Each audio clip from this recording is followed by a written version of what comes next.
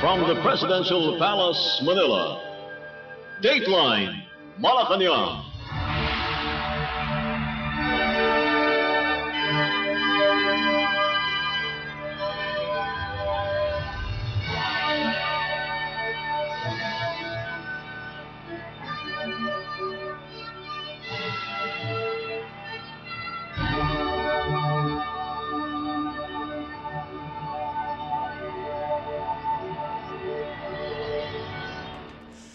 Good day. Radio Pilipinas World Service can also be heard on shortwave broadcast through the facilities of the United States Agency for Global Media or Voice of America on the following shortwave frequencies: 12.020 MHz, 15.640 MHz, and 17.665 MHz.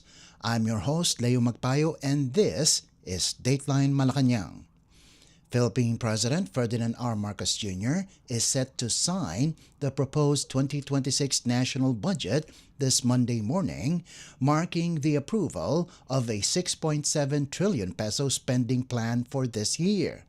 The ceremonial signing of the General Appropriations Act or GAA will be held in Malacañang, with key leaders of Congress expected to witness the event. Among those invited are Senate President Vicente Soto III, House Speaker Boji D. III, and several senators and representatives who took part in the budget's passage. The House of Representatives earlier ratified the Bicameral Conference Committee report on House Bill No. 4058, the 2026 General Appropriations Bill, through a viva voce vote on December 29th. Under the proposed measure, the government will operate on a 6.7 trillion peso budget in 2026. This includes a historic allocation for the education sector, equivalent to 4.1% of the country's gross domestic product or GDP, exceeding international benchmarks for learning investment. Health and agriculture also rank among the top priorities for this year. Lawmakers realign funds to boost these sectors, drawing adjustments from the proposed budget of the Department of Public Works and Highways, or DPWH, particularly after concerns were raised over certain flood control projects. The signing of the 2026 national budget is expected to formalize the government's spending direction for the year, focusing on social services, economic growth, and improved public welfare. Dateline Malacañang. Several lawmakers have expressed deep concern over what they describe as the United States' illegal actions against Venezuela and its president, Nicolas Maduro. Akbayan Party List Representative Percy Sendenya said, the move by the administration of U.S. President Donald Trump should serve as a warning to the international community. He noted that Trump himself admitted that Venezuela's oil reserves were among the motivations behind the intervention, an act Sendanya says is a clear violation of international law. Sendanya added that the U.S. action only reinforces and legitimizes similar acts of aggression by Russia in Ukraine and by China in the West Philippine Sea.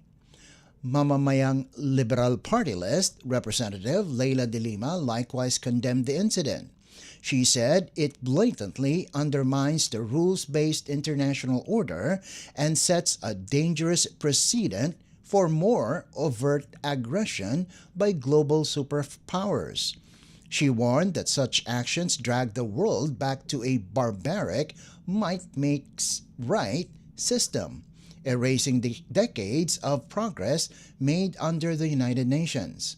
De Lima added that the situation places the Philippines in a difficult position in terms of moral ascendancy, especially as it continues to protest and oppose China's aggression in the West Philippine Sea. She stressed that it is challenging to uphold international law when the country's primary ally is accused of similar acts of aggression. Dateline Malacañang. The National Task Force to End Local Communist Armed Conflict, or NTF-LCAC, is sounding the alarm over what it calls a coordinated online propaganda campaign allegedly orchestrated by the Communist Party of the Philippines, New People's Army, National Democratic Front, or CPP-NPA-NDF, and its allied groups. NTF-LCAC Executive Director Ernesto Torres Jr. said the task force has monitored dozens of interconnected social media pages pushing identical messages, slogans, hashtags, and visuals, patterns he describes as evidence of central direction rather than organic activism.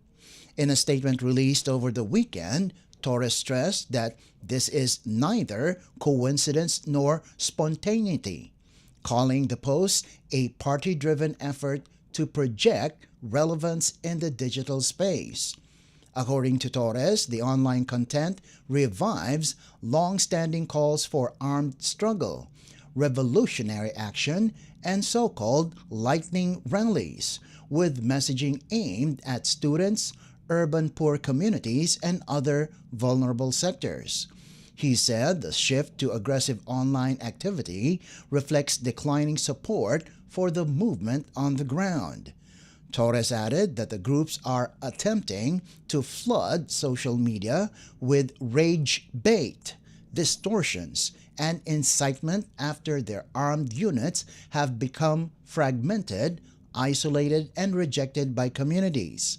He warned that the campaign seeks to provoke anger, normalize violence under the guise of activism, and groom a new generation of recruits, yet public response, he notes, has largely turned against these efforts.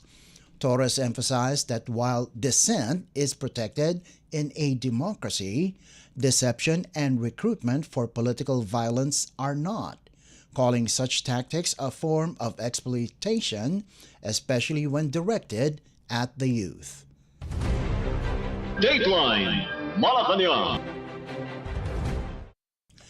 In other news, the Bureau of Immigration, or BI, is reminding all registered foreign nationals in the Philippines to comply with the mandatory 2026 annual report, as required under the Alien Registration Act of 1950.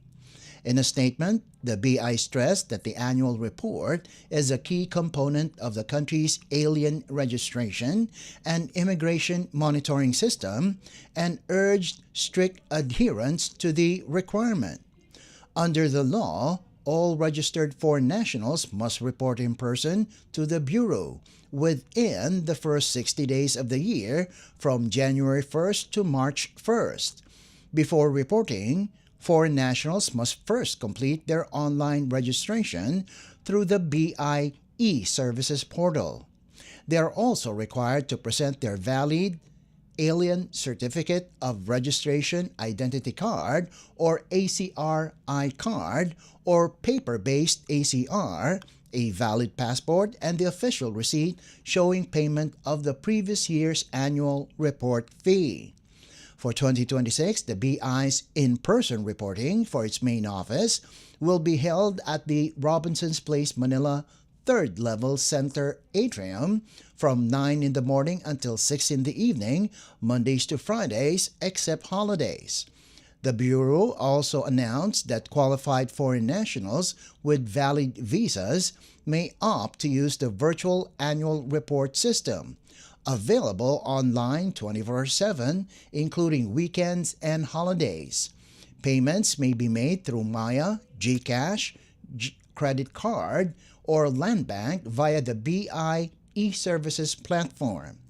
The BI further reminded departing foreign nationals that they must settle their annual report obligations before they can be issued an immigration clearance certificate. Failure to comply may result in administrative fines or prosecution under existing laws. Dateline Malacañang. The Philippine National Police, or PNP, reported a significant drop in the country's crime rate, with overall incidents falling by 12.4% in 2025 compared to the previous year. PNP Acting Chief Lieutenant General Jose Melencio Nartates Jr. said, official data from the Directorate for Investigation and Detective Management show that focused crimes declined from more than 40,700 cases in 2024 to just over 35,700 last year, a reduction of 5,054 incidents.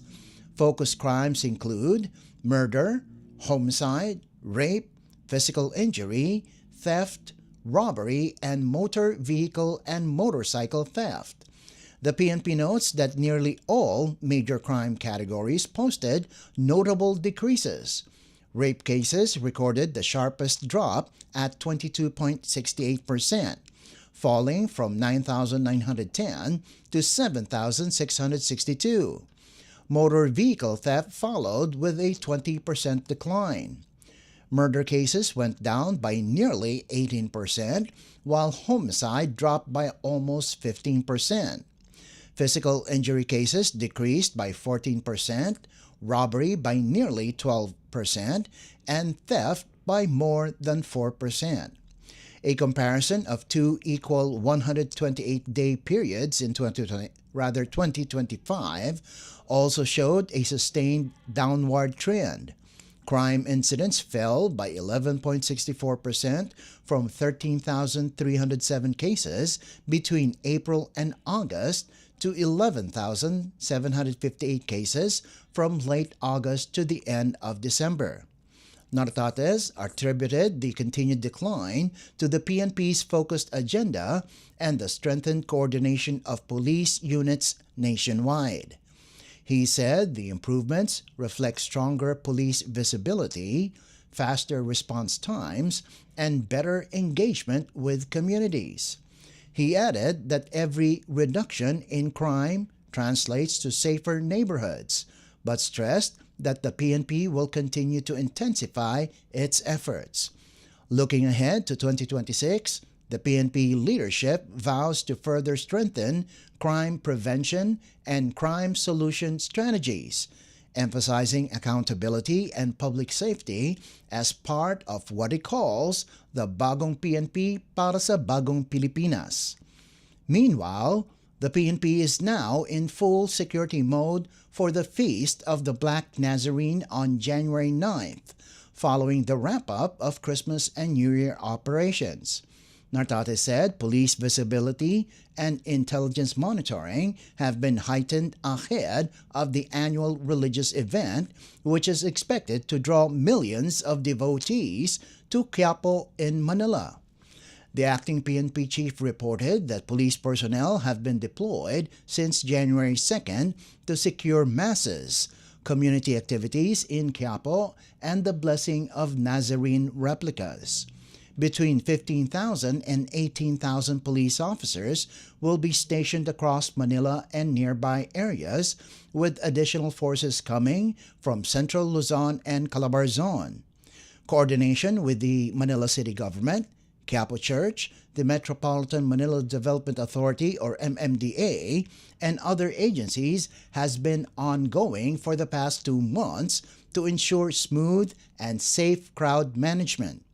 Medical teams and specialized police units will also be on standby as the PNP urges devotees to follow safety guidelines, especially during the Traslacion procession. The PNP said it has not detected any threats related to the celebration. Nartates emphasized that while each year presents different security challenges, the mission remains the same: to keep millions of devotees safe and maintain peace and order throughout the religious activity. He added that the PNP is fully prepared but continues to call for public vigilance and cooperation.